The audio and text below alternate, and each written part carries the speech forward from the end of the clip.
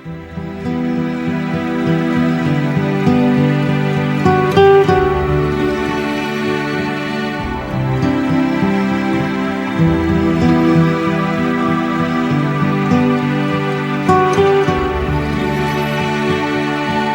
apóstolo Pedro foi muito incisivo ao repreender aos que edificavam uma religião sem Cristo, que não havia salvação sem Ele.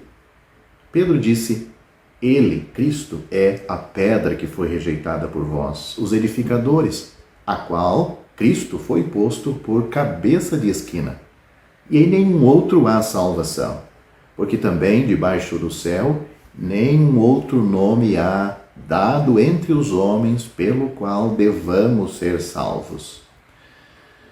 Ou seja, é necessário ser salvos. Isso está em Atos capítulo 4, versículos 11 e 12. A maior de todas as necessidades humanas é a segurança, seja a segurança imediata de ar, água, comida e abrigo, ou a segurança mais prolongada de riqueza, fama ou prestígio. Por trás de tudo, porém, está a necessidade de permanência, uma permanência nesta terra e uma permanência para a eternidade. Todos os seres humanos são inseguros, lutando constantemente por uma medida de certeza. Para alguns, é a busca pela eterna juventude. Para outros, que aceitam que uma estada ou uma estadia nesta terra deve eventualmente terminar, é a busca de monumentos para sua existência, através de sua prole, estruturas ou conquistas. Tudo faz parte dessa grande luta para tornar permanente o que é passageiro. Mesmo que o homem não possa sobreviver fisicamente neste planeta, ele se esforça para deixar uma marca e ser lembrado. Nunca foi intenção de Deus que fôssemos inseguros. Esse estado de coisas surgiu por causa do pecado. Como o pecado, ou como, melhor dizendo, o pecado veio a acusação, ou veio o temor, aquele estado de culpa, a culpa na consciência. A Bíblia diz: no suor do teu rosto comerás o teu pão, até que tornes a terra, porque dela foste formado, porque tu és pó, e ao pó te tornarás. Gênesis capítulo 3, versículo 19. Esta é uma sentença inevitável. Ninguém pode evitar isto. Deus se refere ao objeto dessa constante busca por segurança como salvação. Simplificando, salvação significa libertação, segurança ou preservação. Usamos a palavra todos os dias. Soldados resgatados de uma situação impossível, dizemos aquele helicóptero, ou aqueles helicópteros foram a nossa salvação. Os alpinistas que sobrevivem a uma tempestade dizem: aquela caverna foi nossa salvação. Da mesma forma, um contador pode dizer: nossa salvação foi que nossos livros estavam em ordem. Esses exemplos apresentam significados ligeiramente diferentes, talvez, mas têm a mesma ideia. A humanidade tenta a salvação à sua maneira. Alguns buscam permanência na fama ou fortuna. Outros acreditam que existirão para sempre como uma parte coletiva do grande cosmos e adoram o meio ambiente, ao mesmo tempo em que negam seu Criador. Novamente, há aqueles que acreditam que a morte é o fim e não há eternidade. Daí sua busca total pelos prazeres nesta vida. O ponto que eles não entendem é que todos os humanos colocam sua fé para a eternidade em algo. Ironicamente, o ateu deposita sua fé eterna no fato de que Deus não existe. Ele não pode provar, mas acredita e confia nisto que ele imagina ser certo. Os esforços do homem ou dos homens podem trazer uma ilusão de segurança, mas não paz. Constantemente, uma paz constante ou uma saúde duradoura, durável? Um grande gigante da indústria, olhando para o enorme punho de um robusto metalúrgico em torno de um sanduíche tosco, pensou: gostaria de poder comer isto. A segurança da riqueza permitia-lhe toda a comida que desejava, mas não a saúde ou o apetite para desfrutá-la. Isso é típico do mundo, e é tudo em vão, diz o apóstolo Pedro, pois não há alternativa para a nossa salvação eterna ao que Deus já providenciou. O apóstolo Pedro diz de uma maneira muito clara, que eu já citei no início desse vídeo, repito aqui: em nenhum outro há salvação, nem em nós mesmos. Deus providenciou um caminho melhor, um caminho permanente, um caminho seguro para a nossa salvação eterna.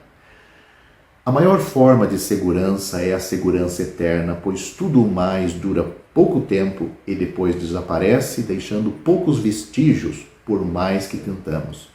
O Senhor Jesus, o Salvador dos pecadores, disse: eu sou o caminho, e a verdade, e a vida.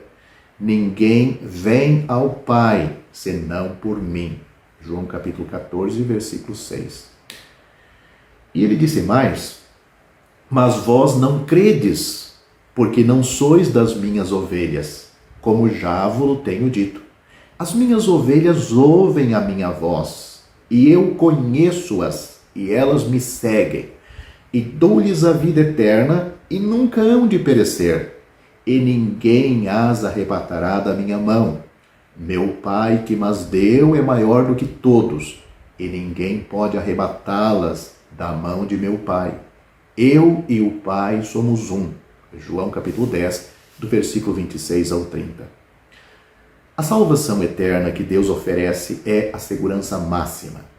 É a provisão de Deus para o tempo e a eternidade. A salvação é a libertação da penalidade do pecado e da escravidão do pecado neste mundo. E há apenas um que pode fornecer tal segurança, pois há apenas um cujo nome tem poder de salvar. Todos os outros devem e irão falhar na hora que precisamos. Aquele que pode nos guardar por toda a eternidade é aquele que ressuscitou de sua própria sepultura. A morte não pôde segurá-lo, porque ele não tinha pecado. O Senhor Jesus Cristo morreu na cruz pelos nossos pecados e venceu a morte, tanto temporal quanto eterna, de modo que a libertação espiritual e eterna é concedida imediatamente àqueles que creem nele. Um dia ele levará para junto de si aqueles que depositam sua confiança somente nele. O corpo pode passar pela morte, o corpo deste crente, deste salvo por Cristo, pode passar pela morte, mas será ressuscitado por ele. E esta é a única segurança verdadeira. Enquanto o corpo deste crente está na sepultura, a alma deste crente está no céu. Paulo disse: tenho desejo de partir e estar com Cristo, pois isto é muito melhor. Não podemos fabricar nossa salvação, não podemos fazer uma obra que tenha valor adequado à justiça de Deus. O profeta Isaías disse: desde a planta do pé até a cabeça não há nele coisa sã. Serão feridas e inchaços e chagas podres, não espremidas, nem ligadas, nem amolecidas com óleo. Todos nós somos como o imundo, e todas as nossas justiças como o trapo da imundícia. E todos nós murchamos como a folha, e as nossas iniquidades como um vento nos arrebatam. Tudo isso está no livro de Isaías, capítulo 1, versículo 6 e capítulo 64, versículo 6. O Senhor Jesus disse a um homem chamado Nicodemos: na verdade, te digo que aquele que não nascer de novo não pode ver o reino de Deus. O que é nascido da carne é carne, e o que é nascido do Espírito é Espírito. Porque Deus amou o mundo de tal maneira que deu o seu Filho unigênito, para que todo aquele que nele crê não pereça, mas tenha vida eterna. Porque Deus enviou seu Filho ao mundo não para que condenasse o mundo, mas para que o mundo fosse salvo por ele.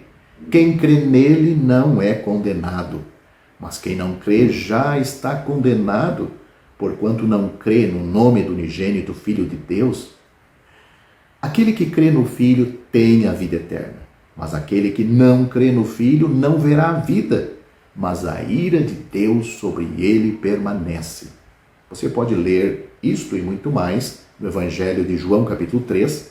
Eu citei aqui os versículos 3, 6, 16, 18, ou do 16 ao 18, e o versículo 36. Ao findar o labor desta vida, quando a morte ao teu lado chegar, que destino há de ter a tua alma? Qual será no futuro